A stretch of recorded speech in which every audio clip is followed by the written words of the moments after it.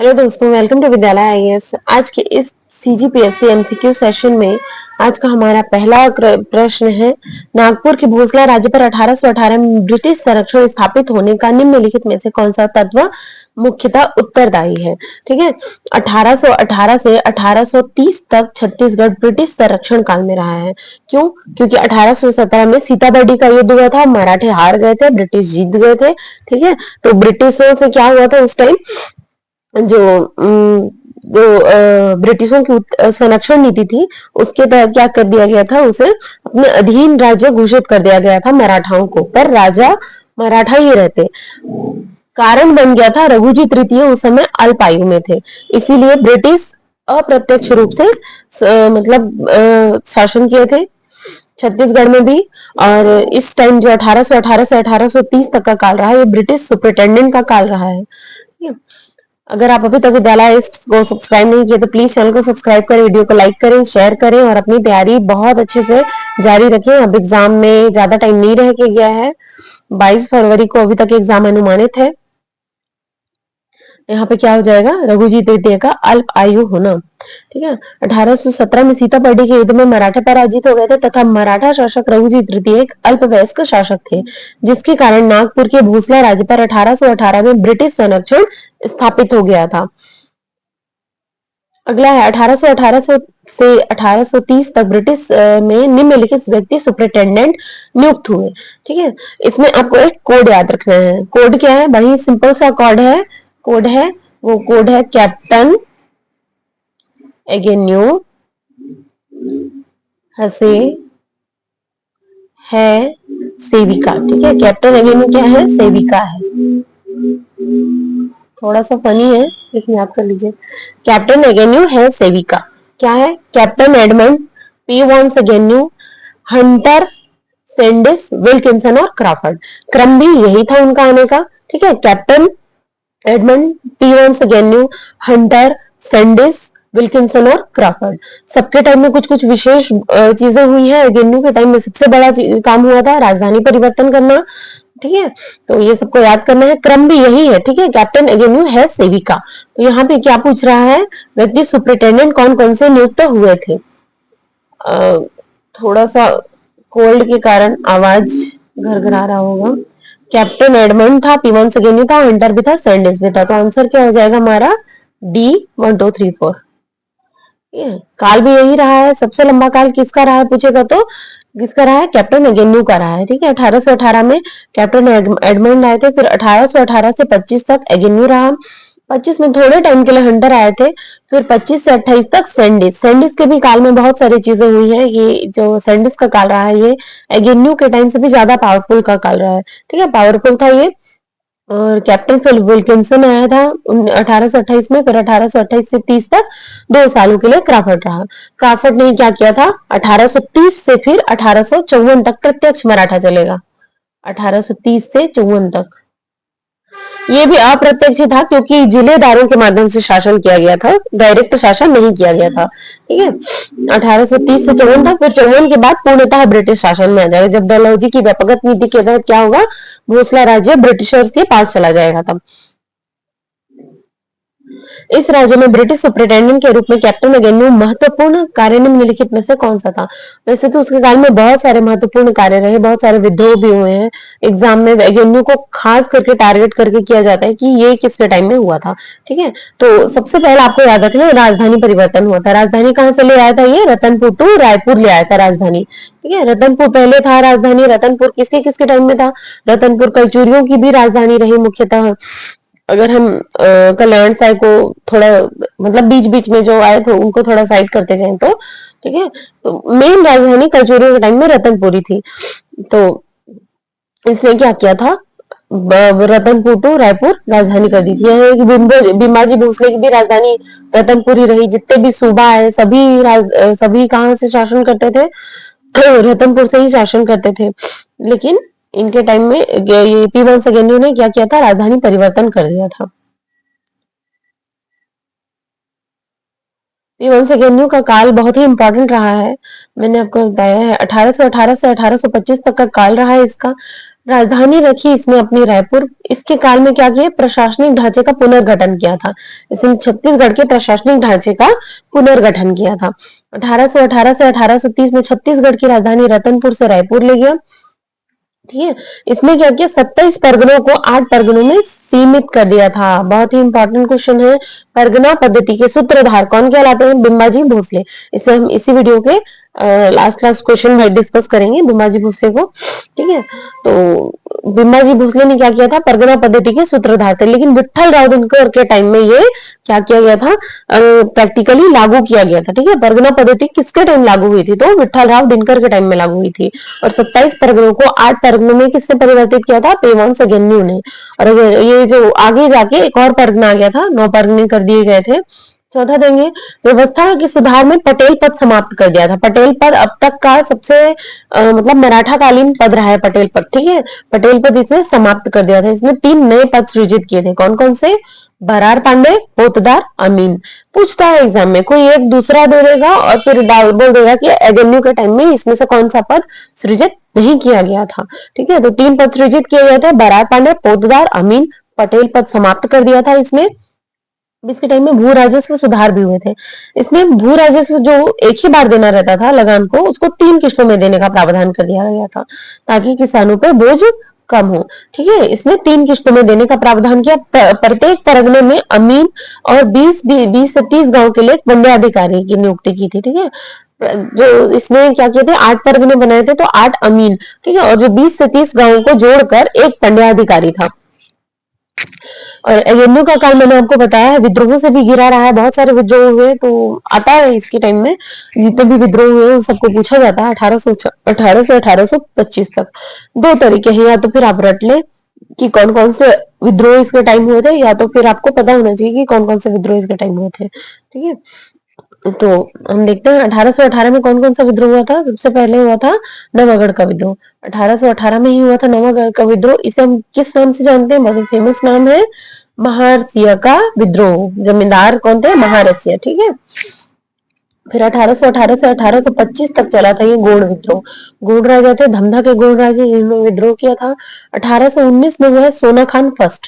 सोना खान में 2 बार विद्रोह हुए हैं, एक 1819 में हुआ है और एक 1857 की क्रांति के हमने पिछले, अगर आप चैनल में जाके देखें तो हमने छत्तीसगढ़ में 1857 की क्रांति को अच्छे से डिस्कस किया हुआ है। ठीक है, तो आप वहां पे जाके सोना खान को देख सकते हैं।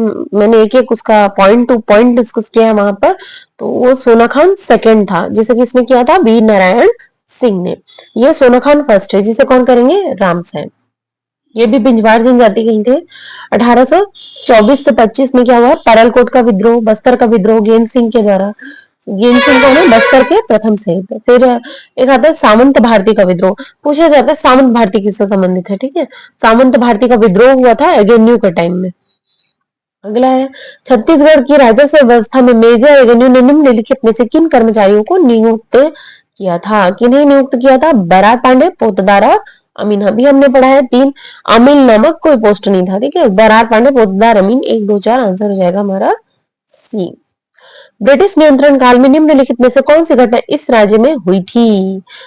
सबसे बड़ी घटना हुई थी, मैंने आपको बताया है। सबसे पहला याद रखना है, कहीं से भी राजधानी परिवर्तन को याद रखना है। ठीक है, राजधानी परिवर्तन याद रखना है, क्योंकि अब तक रतनपुर टॉप मोस्ट राजधानी में से एक रहा है। जितने भी फेमस राजा हुए सबकी राजधानी रतनपुर ही रखेंगे। कल्याण साय ने अपनी राजधानी थोड़े देर के लिए तुम्बाड़ को बनाया था, तो लेकिन वो परमानेंट राजधानी के नाम पे नहीं आता है। राजधानी स्थानांतरण को आंसर लेना है, टॉप आंसर।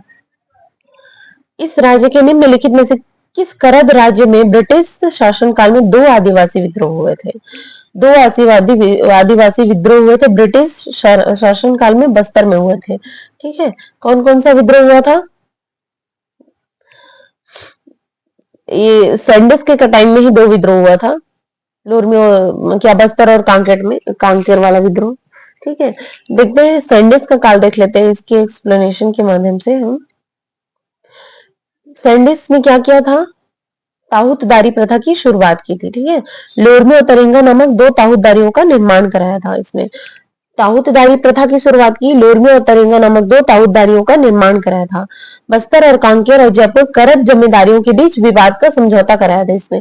बस्तर और कांकेर में करत जमींदार जयपुर बस्तर कांकेर और जयपुर, ठीक है, तीन थी करत जमींदारियां, इनके बीच विवाद हो गया था, इसे सॉल्व कराया था सैंडिस। फिर बस्तर और करौदे ने कालाहांडी वाले क्षेत्र में 1905 बंगाल विभाजन के बाद ही ये डिसाइड हुआ था कि उड़ीसा अलग है, ठीक है, छत्तीसगढ़ से। अभी तक जो कालाहांडी वाला उड़ीसा का क्षेत्र है उसे हम बस्तर का ही हिस्सा मानेंगे। तो बस्तर और करद कालाहांडी वाला क्षेत्र था, उसके जमींदार का विवाद सामने आया था, अर्थात इसके समय में दो आदिवासी विद्रोह हुए थे। सैंडिस के काल में दो आदिवासी विद्रोह हुए थे। फिर क्या किया था इसने? सरकारी कामकाज का माध्यम अंग्रेजी कर दिया था। बहुत इंपॉर्टेंट फैसला लिया था इसने, सैंडिस ने। सरकारी कामकाज का माध्यम अंग्रेजी कर दिया, डाकतार की व्यवस्था करेगा। एगेन्यू की तुलना में अधिक अधिकार संपन्न था। इसके पास सैनिक और असैनिक दोनों अधिकार थे। सैंडिस के पास सैनिक अधिकार भी थे, असैनिक अधिकार भी थे, ठीक है। इन्हीं के शासन काल में क्या किया था? अंग्रेज और रघुजी तृतीय के मध्य समझौता हुआ था। और फिर हिंदू मुस्लिम में प्रचलित वर्ष, ये जो छत्तीसगढ़ में तब तक हिंदू और मुस्लिम वर्ष चल रहा था। हिंदू में कौन सा वर्ष? विक्रम संवत या फिर विक्रम संवत और शक संवत, और मुस्लिम में कौन सा? हिजरी संवत, ठीक है। इसने दोनों को हटा दिया, ग्रेगोरियन कैलेंडर को लागू करवाया था। फिर आता है क्राफर्ड। क्राफर्ड करवाया था 1928 से 1828 से 30 तक, ठीक है। छत्तीसगढ़ के अंतिम ब्रिटिश अधीक्षक थे। ब्रिटिश संरक्षण की समाप्ति इन्हीं के काल में हुई थी। भोसलों को सत्ता हस्तांतरण कब हुआ था? 6 जून 1830 तक। 27 दिसंबर 1829 को अंग्रेजों और रघुजी तृतीय के मध्य संधि के तहत नागपुर और अधीन राज्य पुनः मराठों को सौंपने की सहमति बनी थी। अगला है, निम्नलिखित में से कौन सी जोड़ी सुमेलित है? मतलब ब्रिटिश अधीक्षक को दिया है और उनके कार्य को दिया है। कैप्टन एडमंड सावंत भारतीय विद्रोह नहीं, एगेन्यू के टाइम में हुआ है। पी1 एगेन्यू तहसीलदारी व्यवस्था प्रारंभ इसने नहीं करवाया था, ठीक है। ताऊतदारी करवाया सैंडिस। मिस्टर सैंडिस बस्तर और करद राज्य के बीच विवाद, ये सही है। विल्किंसन सोना खान जमींदार का विद्रोह 1819 में हुआ है, सोना खान जमींदार का विद्रोह। तो विल्किंसन के टाइम में कहां से आ जाएगा? ठीक है, आंसर क्या हो जाएगा? आंसर हो जाएगा हमारा सी। सामंत भारती किससे संबंधित है? सामंत भारती संबंधित है विद्रोह से। रघुजी तृतीय के शासन काल के समय निम्नलिखित घटना नहीं हुई थी। नहीं नहीं को हमेशा ना गोला लगा के रखिएगा, क्योंकि ना इससे एग्जाम में बहुत बहुत बहुत सारे क्वेश्चन गलत होते हैं। आप एग्जाम में ऐसी एक दो क्वेश्चन गलत करके आ जाओगे कि निम्न में से ये किसकी रचना है या फिर किसकी रचना नहीं है। तो जहां पे नहीं शब्द आया, सबसे पहला काम करना है हमको, क्या? नहीं पे गोला लगाना, ताकि नहीं हमारे दिमाग में रहे, ठीक है। सती प्रथा का उन्मूलन, धंधा के गोंड राजा का विद्रोह, नरबली पर रोक, ब्रिटिश यात्री जॉर्ज फॉरेस्टर का आगमन। देखिए, सती प्रथा का उन्मूलन कब हुआ है? 1829 में, ठीक है। इस टाइम अप्रत्यक्ष रूप से ब्रिटिश राज था, लेकिन प्रत्यक्ष रूप से नाम किसका होता था? रघुजी तृतीय का होता था। धंधा के गोंड राजा का विद्रोह भी इसी के टाइम में हुआ था। नरबली पर रोक भी इसी के टाइम में लगा था। ब्रिटिश यात्री जॉर्ज फॉरेस्टर का आगमन, ये बोल रहे हैं। तो ये किसके काल में होता है? जॉर्ज फॉरेस्टर कब आया है? जॉर्ज फॉरेस्टर आया महिपत राव दिनकर के टाइम में, ठीक है। महिपत राव दिनकर सूबा शासन, भीमाजी भोसले के शासन के बाद वेंको जी ने छत्तीसगढ़ में अप्रत्यक्ष रूप से शासन किया था, सूबाओं के माध्यम से, सूबेदारों के माध्यम से, तब आए थे फॉरेस्टर, जॉर्ज फॉरेस्टर, ठीक है। और इस टाइम मतलब आप छत्तीसगढ़ में मिलोगे तो महिपत राव दिनकर है, शासन चला था अप्रत्यक्ष रूप से वेंको जी का, ठीक है। नरबली पर रोक लगा था 1843 से 45 में। अगला है, इस क्षेत्र को कर्ब जिला कहा जाता था और प्रशासकों को जिलेदार। तो देखिए, मैंने आपको बताया है 1830 से जब ब्रिटिशों ने छत्तीसगढ़ की सत्ता हस्तांतरण किया था, किसको? मराठों को। तो मराठों ने प्रत्यक्ष रूप से शासन यहाँ नहीं किया था, ठीक है। मराठों ने किया था शासन जिलेदारों के माध्यम से। जिलेदारों की नियुक्ति हुई थी कृष्ण रावप्पा, गोविंद रावप्पा, ठीक है, सदरुद्दीन, ये सब आए थे तब छत्तीसगढ़ और इन्होंने शासन किया था। जिलेदारी व्यवस्था का मुख्यालय कहाँ था? रायपुर था। जो कौन? पी1 एगेन्यू बना के गए थे, इनकी नियुक्ति रघुजी तृतीय ने की थी, ठीक है। अवधि इनकी रही 1830 से 54 तक। कुल 8 जिलेदार नियुक्त हुए थे। कृष्ण रावप्पा अमृत रावप्पा, सदरुद्दीन, दुर्गा प्रसाद, इंदुक राव, सखाराम बापू, गोविंदप्पा और गोपाल राव। कौन कौन? कृष्ण रावप्पा, अमृत रावप्पा, सदरुद्दीन, दुर्गा प्रसाद, इंदुक राव, सखाराम बापू, गोविंदप्पा और गोपाल राव अप्पा। गोपाल राव अप्पा अंतिम जिलेदार थे। ठीक है। छत्तीसगढ़ की ब्रिटिश सत्ता की स्थापना के पूर्व निम्नलिखित में ताहूतदारी नहीं थी। कहाँ नहीं थी ताहूतदारी? संजारी में नहीं थी। संजारी बालोद को कौन बनाया था ताहूतदारी? ये बनाया था इलियट बनाएगा आगे जाके सन 1858 में इलियट बनाएगा। ठीक है, इलियट। इसके पूर्व लवन था, सीतपुर था, लोरमी, तरेंगा सब पहले से ही था ताहूतदारी। जो ताहूतदारी प्रथा किसने शुरू की थी? सैंडिस ने शुरू की थी। ठीक है। 1848 में लवन को बनाया गया था, 1843 में सिरपुर, 26 में लोरमी और 28 में तरेंगा। अगला है, निम्न में से कौन रघुजी तृतीय के शासन में छत्तीसगढ़ का जिलेदार नहीं था? छत्तीसगढ़ का जिलेदार नहीं था। कौन नहीं था? केशव गोविंद नहीं था। ठीक है। कृष्ण राव अप्पा थे, गोविंद राव अप्पा भी थे, इंदुक राव भी थे, दुर्गा प्रसाद, सदरुद्दीन, गोविंद राव, गोपाल राव, ठीक है, सभी थे। केशव गोविंद नहीं थे। केशव गोविंद कौन रहे हैं? सूबा शासन में रहे हैं। केशव गोविंद सबसे लंबा सूबेदारों का कार्यकाल में सबसे लंबा इन्हीं का कार्यकाल रहा है, केशव गोविंद का। कोलब्रुक छत्तीसगढ़ इन्हीं के काल में आया। परगना पद्धति के अंतर्गत छत्तीसगढ़ में प्रांतों को परगनों में विभाजित किया गया था, जिसका अधिकारी कौन था? तो परगना का मुख्य अधिकारी कौन होता था? कमामिजदार होता था। ठीक है। परगना पद्धति के अंतर्गत छत्तीसगढ़ में प्रांतों को परगनों में क्या किया गया था? विभाजित किया गया था।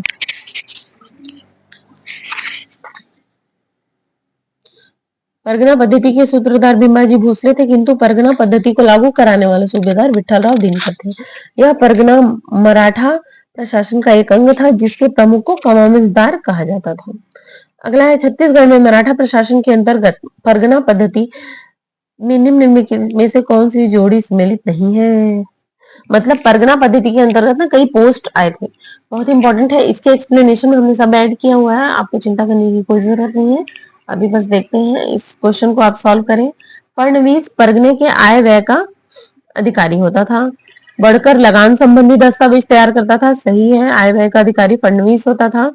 बरार पांडे सरकारी संपत्ति की सुरक्षा करता था, नहीं करता था। बरार पांडे खजांची टाइप था, ये लेखा जोखा अधिकारी भी था। ठीक है। पोतदार परगने की आमदनी का हिसाब रखता था, ये बिल्कुल रखता था। एक्सप्लेनेशन देखते हैं। भोसला शासकों ने अपना शासन संचालित करने के लिए अनेक अधिकारियों की नियुक्ति की थी, जैसे सूबेदार। सूबेदार क्या होता था? सूबा शासन का सर्वोच्च अधिकारी होता था, जो भोसला शासकों के प्रतिनिधि के रूप में शासन करता था। यह सैनिक, दीवानी, फौजदारी मामले के विभाग का प्रमुख होता था। ठीक है। फिर कमामिजदार का पोस्ट आता है। कमामिजदार कौन था? ये परगने का सर्वोच्च अधिकारी होता था, जो सूबेदार के जो कमामिजदार होता था ना, सूबेदार का सबऑर्डिनेट होता था। ठीक है। अपने क्षेत्र में शांति, सुरक्षा, ये सब साथ ही साथ राजस्व वसूली जैसे कार्य उसको सौंपे गए थे। देखते हैं गौटिया। गौटिया यह ग्रामीण पद का स्तर का सर्वोच्च पद था, जिसका प्रमुख कार्य क्या था? ग्रामीण शासन का संचालन करना। कलचुरी कालीन पद था, जो मराठा काल में भी यथावत बना रहा था। गौटिया पद कलचुरी कालीन पद था, लेकिन मराठा काल में भी बना रहा था। पटेल क्या किया था? मराठा काल में सृजित नया पद था लगान के निर्धारण के लिए, लेकिन इसको एगेन्यू बाद में खत्म कर देगा। फडणवीस क्या करते थे? फडणवीस आय व्यय का हिसाब रखने का सर्वोच्च अधिकारी होता था। बरार पांडे कृषि उत्पादकता के आधार पर क्या करता था? लगान का निर्धारण करता था। बरार पांडे, ठीक है, कृषि उत्पादकता के आधार पर क्या करता था? लगान का निर्धारण करता था। फिर आता है पंडरी पांडे। पंडरी पांडे क्या करते थे? मादक द्रव्य में होने वाली आय का हिसाब रखने वाला ये अधिकारी होता था। पंडरी पांडे मादक द्रव्य। पोतदार या राजकोष के अधिकारी के रूप में था, जो परगने के आय व्यय का हिसाब रखता था और खजांची के रूप में कार्य करता था। कौन? पोतदार।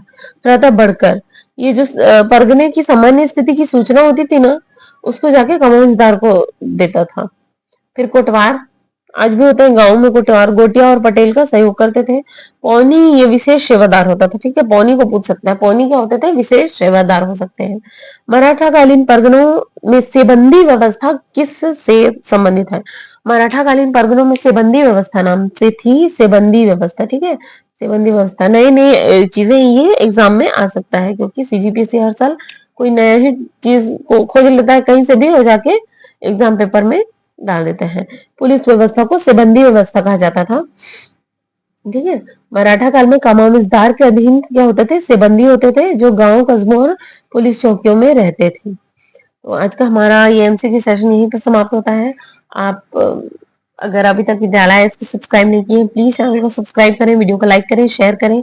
एक बार ये हिस्ट्री हो जाए कंप्लीट, हिस्ट्री के बाद ना छत्तीसगढ़ सेक्शन में जितनी भी चीजें बचती है ना, उसे आप खुद भी पढ़ सकते हो, क्योंकि अब एग्जाम आ रहे हैं ना, तो हम पहले क्या करेंगे, छत्तीसगढ़ में पंचायती राज को करेंगे, क्योंकि पिछले साल क्या हुए हैं, पंचायतों के चुनाव हुए हैं।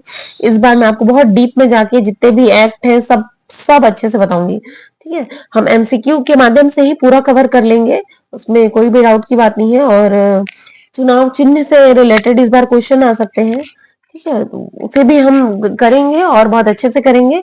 और अगर आपने अभी तक वीडियो को सब्सक्राइब नहीं किया है, चैनल को सब्सक्राइब नहीं किया है, तो सब्सक्राइब करें। आपका एक लाइक ही चैनल को आगे बढ़ाएगा, तो लाइक करना ना भूलें। Thank you for watching.